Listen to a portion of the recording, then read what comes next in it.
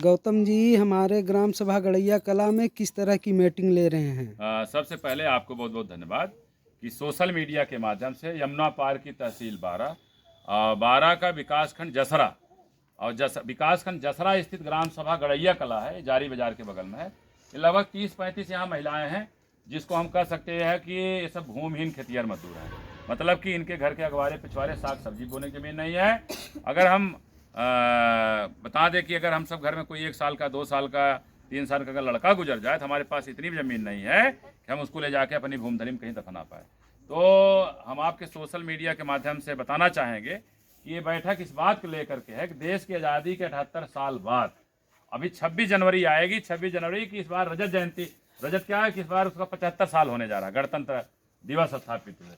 तो देश की आज़ादी के 78 साल बाद और गणतंत्र दिवस के देखा जाए 75 साल में भी हम लोग जो है इस भारत के नागरिक हैं, भारतीय संविधान में विश्वास करते हैं, भारतीय लोकतंत्र में विश्वास करते हैं। और जितना हम लोग विश्वास करते हैं, पता चला भारत एक ऐसा देश है पूरे विश्व में कि यहाँ जो बाबा साहेब के द्वारा संविधान बनाया गया है, यहाँ कुछ ऐसे लोग हैं जो भारतीय संविधान को पसंद नहीं करते। उनको अवसर मौका मिले तो संविधान में आग लगा सकते हैं। लेकिन हम लोग संविधान दिवस के साथ साथ अभी पिछले 26 नवंबर को हमने संविधान दिवस मनाया है। अभी आने वाले 26 जनवरी को इलाहाबाद में, प्रयागराज में हाई कोर्ट के पास स्थित डॉक्टर अंबेडकर मूर्ति स्थल पर बृहद पैमाने पर हजारों की संख्या में हम लोग संविधान के सम्मान में 26 जनवरी भी मनाएंगे। लेकिन साथ ही साथ जो हम लोग भूमिहीन हैं, इस समय जो हमने चिट्ठियाँ माननीय मुख्यमंत्री जी को, माननीय श्रीमान जिलाधिकारी को, श्रीमान मंडलायुक्त को भेजी थी, ये कार्यवाही के लिए एसडीएम बारा को चिट्ठियाँ लौट के आ रही हैं। अभी यहाँ के ही निवासी सुरेंद्र जी हैं जिनसे लेखपाल ने बात करी है, भाई इस ग्राम सभा में जमीन कहाँ खाली है। भाई हम कहा जाए, हम लेखपाल हैं क्या, या हम कानून गो हैं क्या, या हम तहसीलदार हैं क्या? पूरे जमीन का लेखा जोखा तो लेखपाल रखता है ना। आप बता सकते हैं कौन सी जमीन खाली है, कौन सी जमीन खाली नहीं है, या कौन दूसरे लोग कब्जा किए हैं।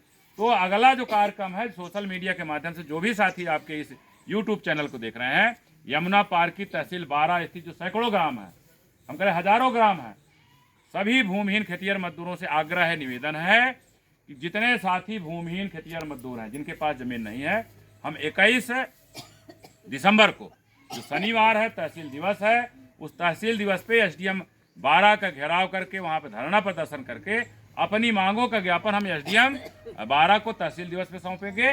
और जो माननीय मुख्यमंत्री ने आवश्यक कार्रवाई के लिए जो पत्र माननीय श्रीमान जिलाधिकारी को भेजा है, या श्रीमान जिलाधिकारी ने जो कागज एसडीएम बारा को भेजा है, उस पर अति आवश्यक कार्रवाई करने के लिए हम लोग 21 दिसंबर को बारा तहसील में धरना प्रदर्शन करेंगे।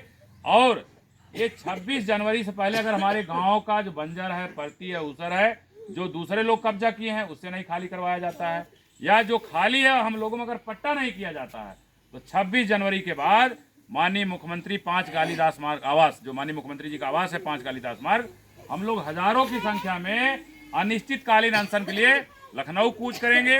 और लखनऊ हम तब तक बैठे रहेंगे जब तक हमारे गाँव का हम भूमिहीनों में पट्टा नहीं हो जाता। तो जो भी साथी आपके इस यूट्यूब चैनल को देख रहे हैं, उनसे आग्रह है, निवेदन है कि आप ज़्यादा से ज़्यादा इसको लाइक करिए, सब्सक्राइब करिए, कमेंट बॉक्स में अपनी प्रतिक्रिया जरूर लिखिए। जैसे कि जो डॉक्टर अंबेडकर वेलफेयर नेटवर्क जो डान है, डान का एक सूत्री कार्यक्रम है, अब पूरे भारत में जमीनों का राष्ट्रीयकरण के लिए हम लोग निकल चुके हैं। निश्चित है आज हम यमुना पार में काम कर रहे हैं, कोई साथी आजमगढ़ में होगा, कोई बरेली में होगा, कोई गाजियाबाद में होगा, कोई बुंदेलखंड में होगा। एक समय 85% बहुजन समाज जो भूमिहीन खेतिहर मजदूर है वो एकजुट होगा। निश्चित है उस एकजुटता में आज नहीं तो कल देश की जमीन का राष्ट्रीयकरण अवश्य होगा। निश्चित है कि लड़ेंगे और जीतेंगे। और बाबा साहब अमर रहे, बाबा साहब अमर रहे, अमर रहे, अमर रहे।